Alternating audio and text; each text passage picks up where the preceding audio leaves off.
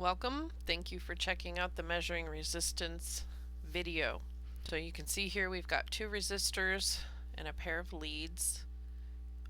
In our picture-in-picture we have our digital multimeter.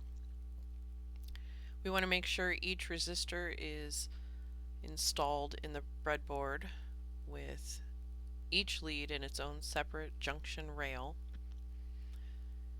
Doesn't matter which of our meter leads is plugged into which port, and hopefully it's noteworthy that we are not using the power supply for this.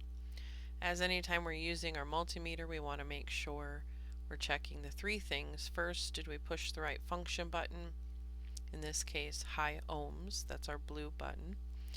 We'll install the leads on the right side jacks, which are under our volts ohms section, where the range settings are marked in volts and ohms. Next, we will measure our resistors connected in series.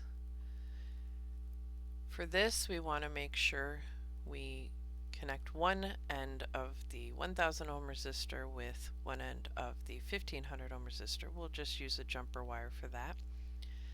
And then again, we install our meter measuring in ohms in parallel with the entire circuit. That is to say, one lead at the beginning or the open end of the 1000 resistor and one lead at the end at the open end of the 1500 ohm resistor.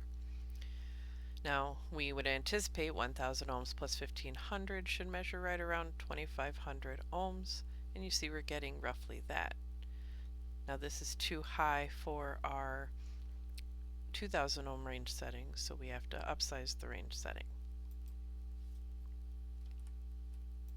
And still measures the same. You see there's still same amount of resistance.